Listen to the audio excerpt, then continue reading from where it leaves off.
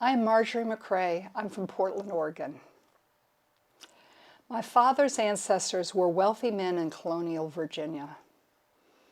Wealthy people intermarry, so I have multiple ancestors that owned plantations and worked them by enslaving Africans and people of African descent. I'm now in the middle of my research, and I'm guessing my patriarch's descendants had 50 plus plantations. And through the generations, it may be more than that. I'm briefly telling the story, two stories from my ancestry that I've recently learned of. King George II gave 2,500 acres of land on the James River, an hour west of Richmond, to my fifth great-grandfather. That is my father's grandfather's grandfather. Land that was the ancestral home of the Monaccans, one of the Algonquin tribes of Virginia and part of the Powhatan Confederacy. It took my ancestors 50 years to clear the forest, begin farming tobacco, build a mill, build a plantation house, quasi-mansion, and so on. More accurately, it took my ancestors' enslaved workforce 50 years to accomplish these things. While her husband and sons were fighting for the Confederacy in the Civil War, my second great-grandmother is supposedly suppressed a slave rebellion, a story subsequent generations of women in my family have told with pride of her strength. One of her sons died at Gettysburg. One is my ancestor, and another went on to a not very successful career in Virginia politics as an outspoken white supremacist. That was popular. That was not the problem. He was a bit of a kook. That's why he was not successful. This land is 30 miles from Sailor's Creek, where a decisive Civil War battle was fought near Appomattox, the place where General Robert E. Lee surrendered 3 days later after the Sailor's Creek battle. Shortly after the war, Lee accepted an invitation from my second great-grandmother to spend a quiet month at Oakland, my family's plantation name. Today, my siblings and I own the remnants of Oakland, what's left of the original house and 200 acres.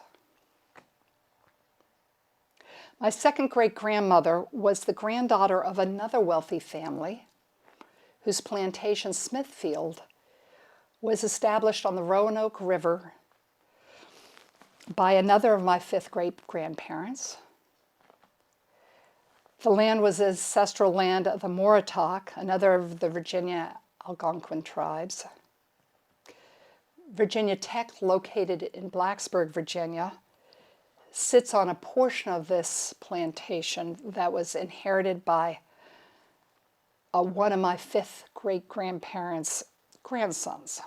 Now, if you're tracking all this, he would be the first cousin of my second great-grandmother that supposedly suppressed a slave rebellion during the Civil War. Her first cousin, Robert Preston, enslaved people with the family name of Fraction, whose descendants include a woman I am now working with, along with others among my white cousins and her cousins, to forge a path toward repair and reconciliation. Robert Preston forced the Fractions from his land after the war, shooting one of them, not fatally, and at least twice imprisoning two of them.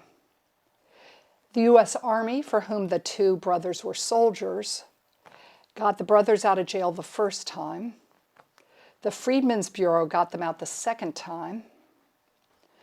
Under the Black Code laws, Preston had the right of first refusal to the labor of his formerly enslaved workers, a law the Fractions refused to bend to.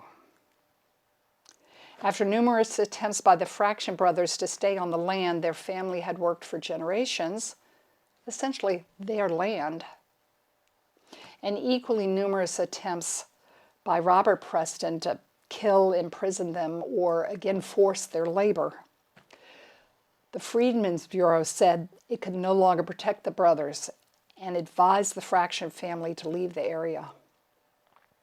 Reluctantly, they settled in another county. Smithfield is now a museum, and 2 Fraction descendants sit on its board. In addition to collaborating with the Fraction descendants, I've now located in the 1870 census 5 people that my second great-grandfather, William Armistead Cock, enslaved. I know their full names as well as those of their spouses and children. I'm conducting genealogical research to trace their descendants into present times. I will enter that information into the free genealogical database WikiTree so that these descendants can access public information about the location where their ancestors lived until emancipated and the names of their ancestors enslavers. I'm open to any relationship with my linked descendants that may come about, but will be content with simply helping a few people reclaim more of their family identities my family tried to erase, along with any recognition of their personhoods.